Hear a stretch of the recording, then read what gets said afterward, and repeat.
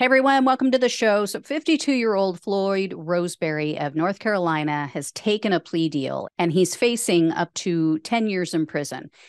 In case you guys forgot this name, this is the man who parked outside of the Library of Congress. This was on August 19th of 2021.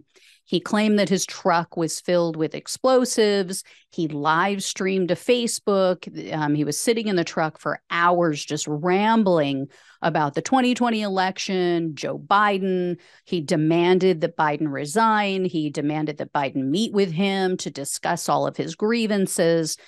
So Roseberry claimed in that video and to the police, he was like writing things on a whiteboard and, holding it up to the window.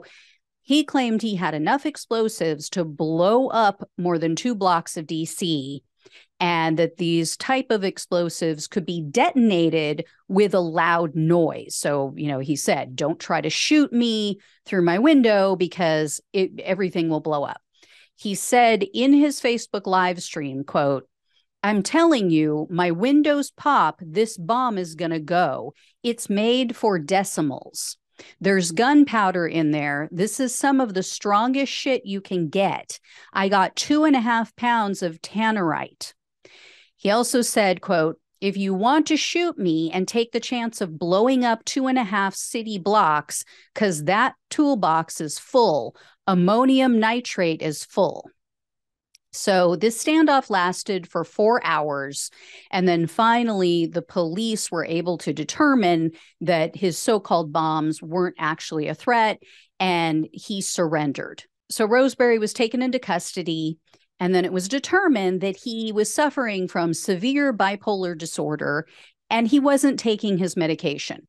So he's going to be sentenced on June 15th of this year, 2023. That's by U.S. District Judge Rudolph Contreras. And here's what really gets me about this story. I mean, besides the obvious fact that Trump and his minions wound up people like this, unstable people in this country, with their lies about election fraud. But here's what really stood out to me that day, besides that.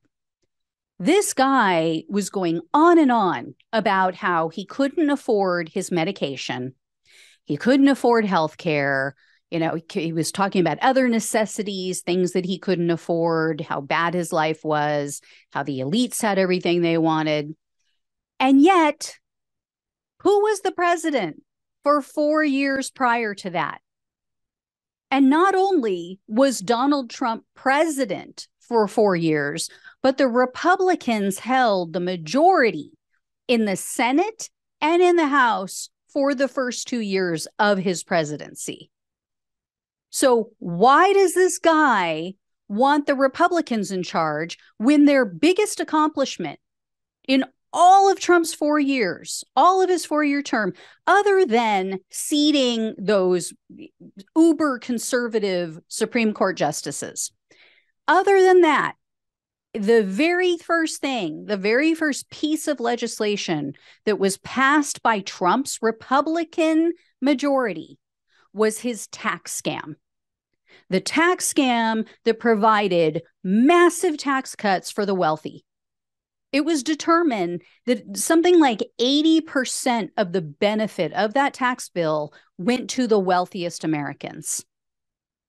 And that's who this guy was willing to blow up Congress, blow up several blocks of DC to put back in the White House. That's who this guy was fighting for. This Roseberry guy, is the quintessential uninformed American. Almost everything this guy bitched about for 4 hours could be fixed if progressives were in charge. Progressives want to give everyone health care. Progressives want to tax the rich, not give them more handouts that they don't need. Progressives want to make sure that every person in this country has everything that they need to take care of themselves and their families. A free education, child care for people who want to go out and work. Republicans and corporate Democrats are the ones who fight against all of that. That's why the establishment was never, ever going to let Bernie win. The party would be completely over for all of the corporate-owned greedy bastards in both parties. The issues that people like Roseberry are complaining about are very real. They just need to turn off Fox News and wake up to the reality that they're voting against their own best interests.